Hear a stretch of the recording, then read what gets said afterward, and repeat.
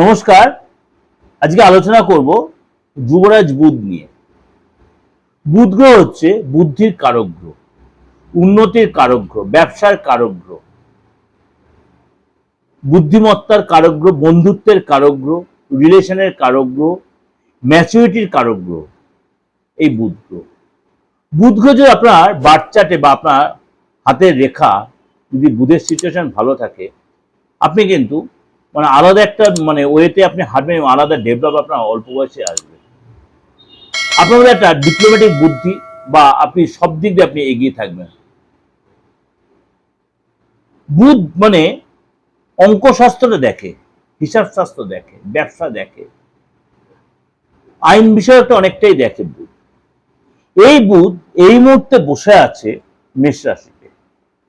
এই বুধ এই মুহূর্তে বসে আছে মেষ রাশিতে। বুধ গমন করবে বৃষ রাশিতে। কবে গমন করবে? 15ই মে। 15ই মে শুক্রবার। 15ই মে শুক্রবার রাত 12টা 34 মিনিটে এই যুবরাজ বুধ তার বন্ধু রাশি বৃষ রাশিতে গমন করবে। কতদিন থাকবে? 29শে মে। খুব শর্ট টাইম, অর্থাৎ কম বেশি 14 দিন। 29শে মে সকাল 11টা 14 মিনিট পর্যন্ত এই বৃষ রাশিতেই বুধ থাকবে এবং সেখানে কিন্তু আবার আপনার সূর্যদেবও প্রবেশ করবে এই 15 মেতে।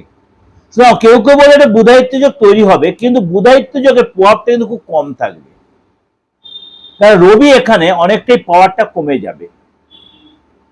রবি শুক্রের ঘরে যখন ট্রানজিট করবে, রবি যখন শুক্রের ঘরে, এটা নিচস্থ নয়, পাওয়ারটা কমে যায়।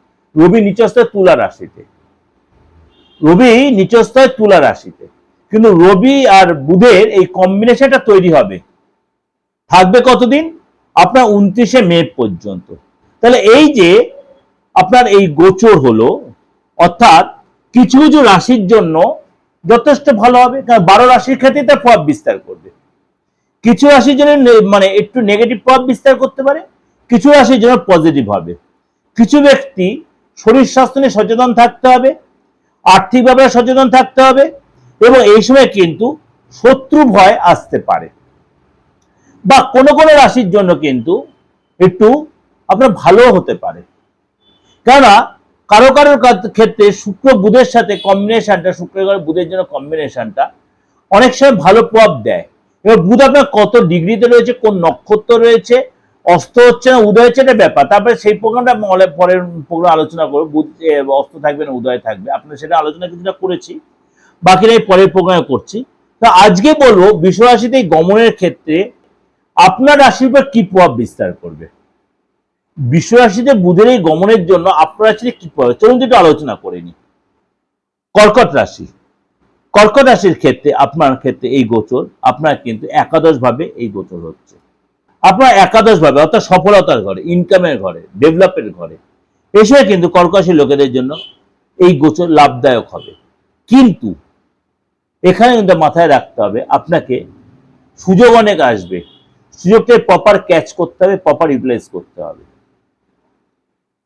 অবশ্যই তার জন্য কারোর কাছে আপনার অ্যাডভাইস নিতে হবে, বুদ্ধির প্রাচুর্য দেখাতে হবে, বুদ্ধির ডেভেলপ আসবে। এই সময় লোকের হেল্প পাবেন, বন্ধুর কোনো হেল্প পাবেন, বাড়ির লোকেদের হেল্প পাবেন, সহযোগিতা পাবেন। আপনি যদি অবিবাহিত হয়ে থাকেন, আপনার বিয়ের যোগাযোগ আসতে পারে, নতুন প্রেম হতে পারে, যে প্রেমটা ভেঙে গেছে প্রেমের যারা ডেভেলপ করতে পারে। এই সময় ইনভেস্ট করে সেখানে লাভ হবে আপনার। আপনি যদি ইন্স্যুরেন্সে বা কোনো মিউচুয়াল ফান্ড শেয়ারে যদি আপনি ইনভেস্ট করার টেন্ডেন্সি থাকে, আপনি কিন্তু এই সময় বা মিউচুয়াল ফান্ডে আপনি কিন্তু এই সময় লাভবান হবে। এসে কিন্তু আপনাকে নতুন রিলেশন তৈরি হবে এবং ভবিষ্যতের জন্য কিন্তু আপনি এখন যা প্ল্যান করেন, ভবিষ্যতে কিন্তু তার ফায়দা কিন্তু নিতে পারবেন। কিন্তু আপনাকে একটা কথাই বলবো, তাড়াহুড়া করবেন না, কাউকে টাকা ধার দেওয়া ভেবে চিন্তে দেবেন। এই সময় কিন্তু মার্কেটে যে অর্থ পড়ে আছে সেই অর্থ আপনি তুলতে পারবেন।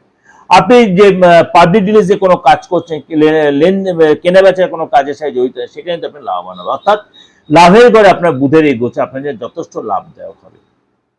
যাই এটা ওভার একটা আলোচনা করলাম, অবশ্যই আপনাদের ভালো লাগবে। ভালো হলে অবশ্যই লাইক করবেন, শেয়ার করবেন।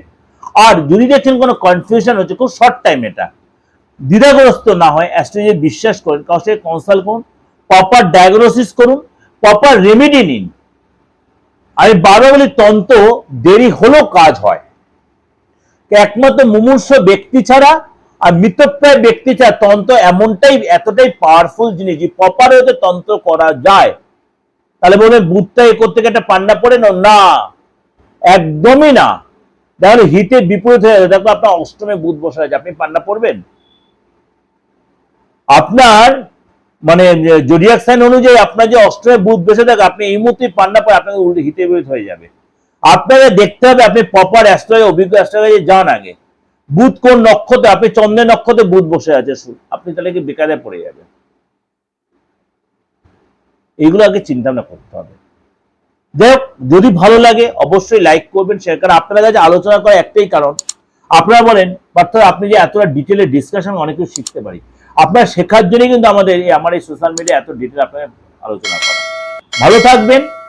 দেশে বিদেশে যেখানে যেরকম যে জোগাড় করতে মানে আমার সাথে যোগাযোগ করতে চাইছেন, এই যে আমার ফোন নাম্বার রয়েছে একদম ক্লিয়ার করা, আমৃত্যু থাকবে আমার অপরিবর্তিত এই নাম্বার 8910732594339601, এটা আমার হোয়াটসঅ্যাপ, এখানে আমার কলিং, এটাই আমার ফোনপে বা আদার্স যে আপনাদের অনলাইন ট্রানজাকশন সবকিছু এটা আছে। ভালো থাকবেন, নমস্কার।